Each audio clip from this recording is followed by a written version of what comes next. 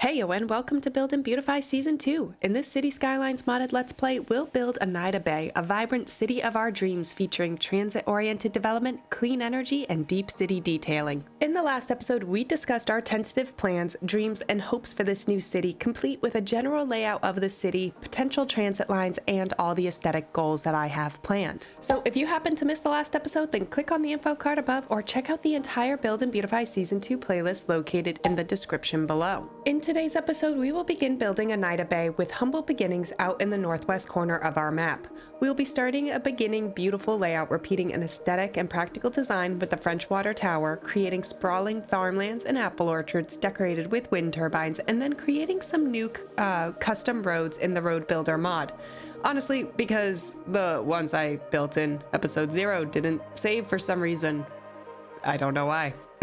I'm a little bit of a noob when it comes to mods, everyone. This is going to be an adventure. So are you excited for Build and Beautify Season 2? If so, hit that like button, subscribe, and let me know in the comments what features you'd build in your dream city. If you can't wait to see the new season unfold, consider becoming a channel member for exclusive perks, emojis, and early access to videos. And don't miss out on our new Eneida Bay merchandise linked in the description below. Alrighty, so I'm wicked excited to start today's construction. So kick back, grab your caffeinated beverage of choice, and let's jump right on into it. As usual, I do want to start with the road layout. However, I'm going to kind of show you guys how I want to design this a little differently this time.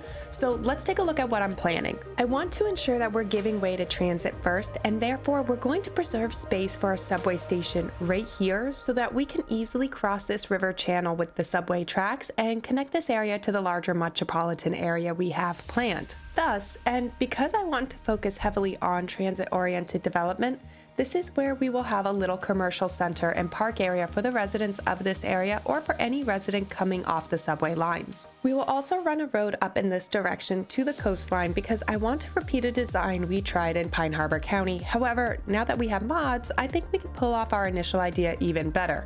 Hence why I want to try it again. Therefore, we will want to maybe add a dirt road up in this direction here so that we have connections. We are then going to connect this area into what is currently named Cozy Highway. I don't like that name, honestly, so down in the comments, shout out a few suggestions, and if you like one of the suggestions, give that comment a thumbs up. I'll use this as a sort of voting system and check back before episode 2 to see who the winner is. Alrighty, now let's jump in and start the road layout time lapse, and I will need to go back into that road builder mod to design our one-way street with parking again, cause, well, I'm a noob when it comes to modding and must not have saved it properly or something like that. So let's start with recreating that road and then let's lay out the rest of the road network.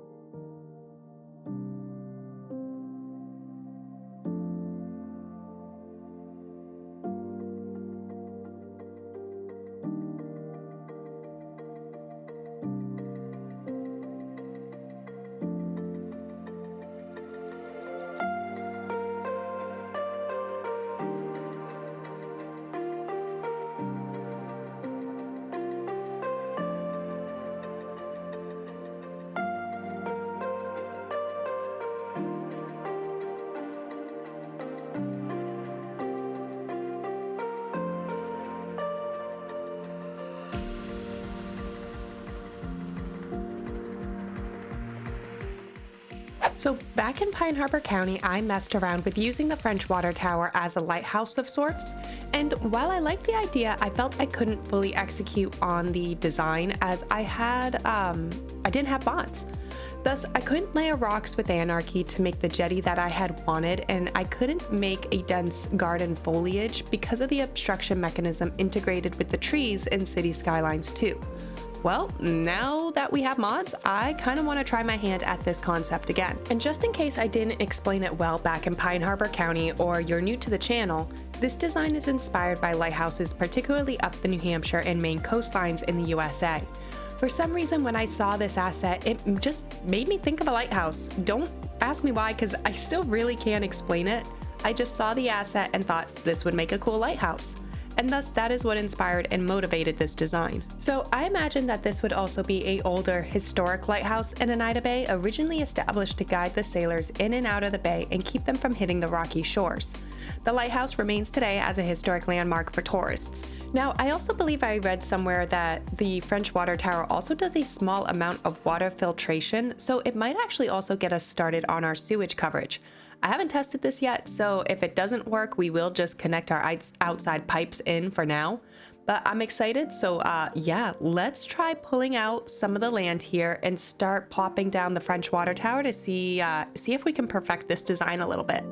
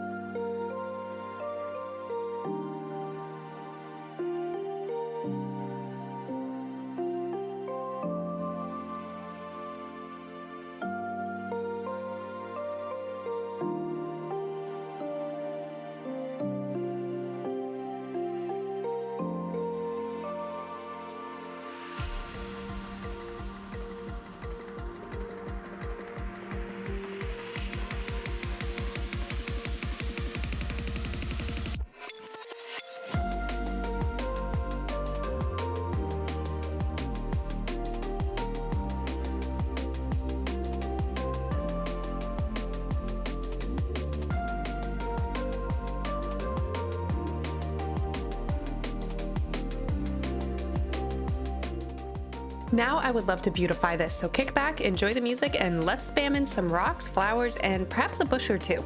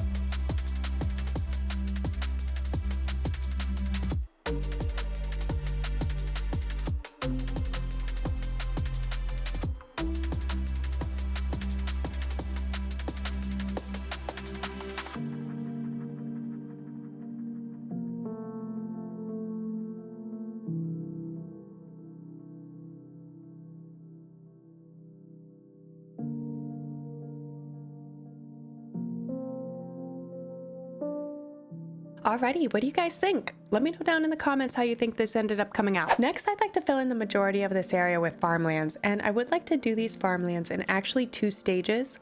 First, the actual farmland with agricultural specialized zoning, and second, with a little cheat. I'm going to draw in apple orchards and then place lumber specialized zoning over it to make it a functional part of Eneida Bay. So let's start by adding in some agricultural zoning, and I definitely want some by the south side of this area near the coast and the lighthouse, and then some near the bypass. So let's draw in a dozen or so agricultural zones to get us started.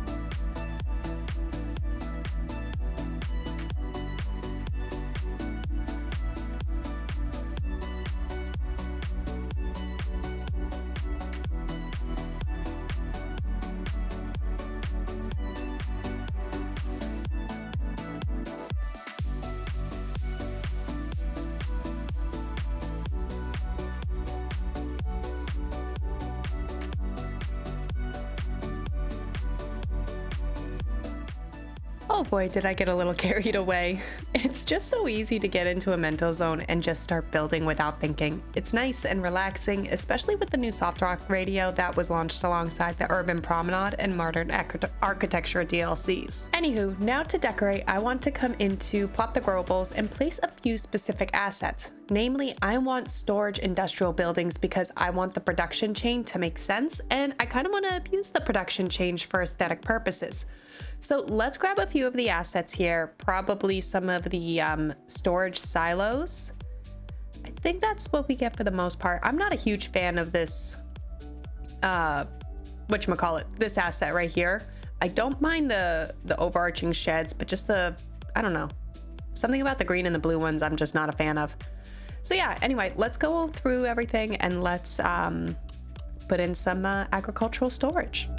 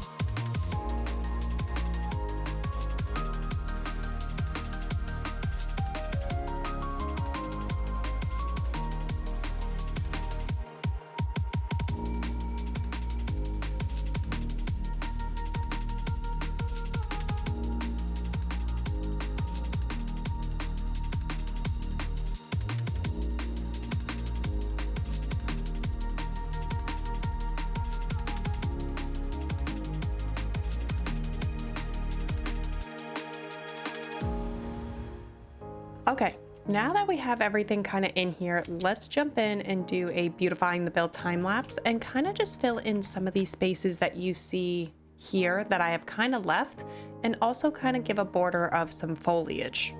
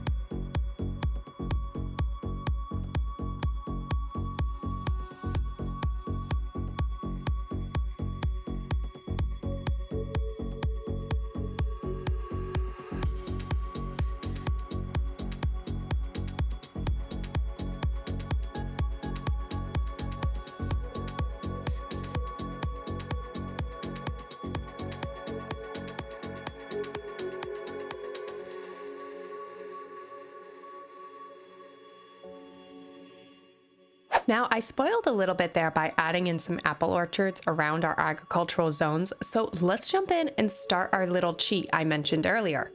So what I want to do is create large, sweeping apple orchards, and to do this, we are first going to delete all the trees in the areas I have designated for the apple orchards. Then we will use the line tool to draw in the orchard itself. And I like about the 10-meter distance between the trees suits my tastes best. So let's jump on in and let's work on that now.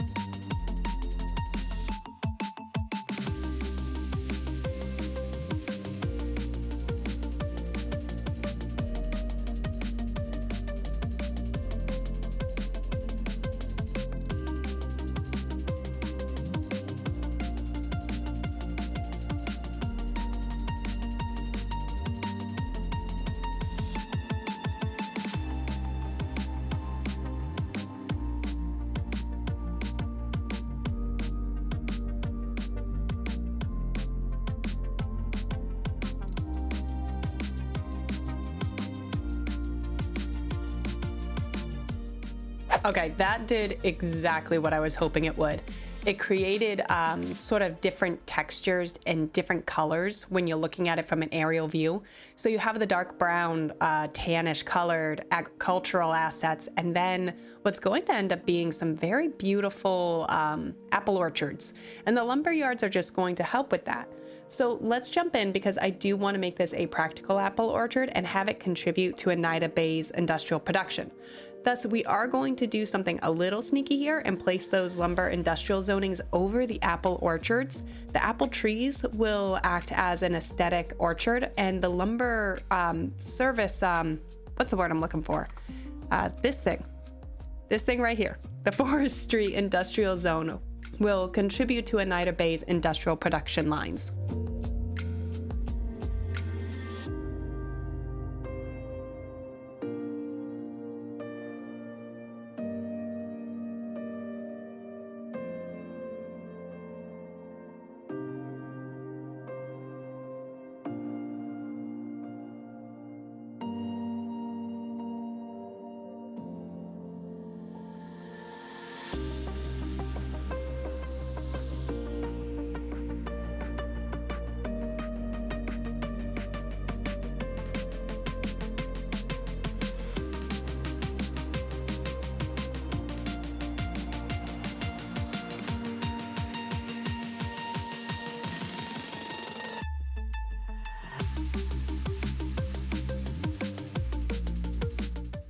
So it didn't make as dark of a surface texture as I was hoping it would. You can kind of see it, but not really from an aerial standpoint.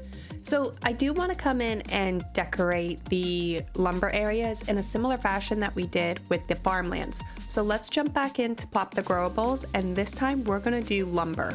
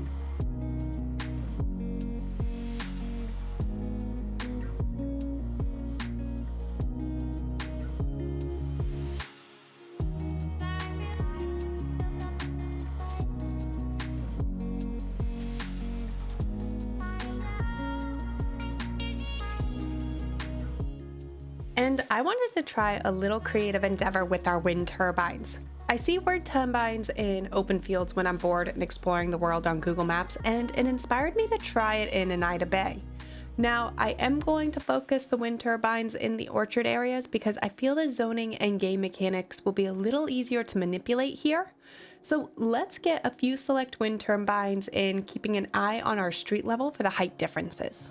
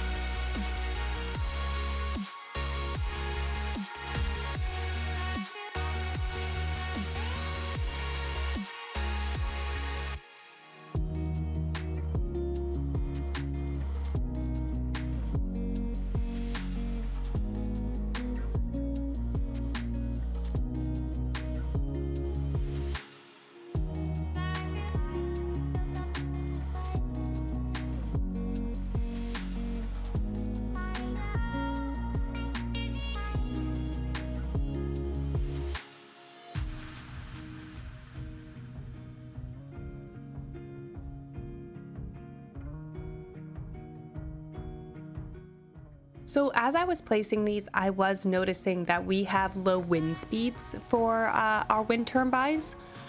I'm gonna leave the turbines up for now and kind of see how they function, but off camera I will connect this area up with the outer connections so that we can start importing some electricity and, you know, have the buildings be supplied with electricity. Alrighty everyone, that just about wraps up today's episode. If you enjoyed today's episode, please hit that like button, subscribe, and leave a comment down below letting me know your thoughts on today's build. If you're excited to see the next episode unfold, consider becoming a channel member for exclusive perks, emojis, and early access to videos. And don't forget to check out our Eneida Bay merchandise linked in the description below. Until next time, I hope everyone has a phenomenal week.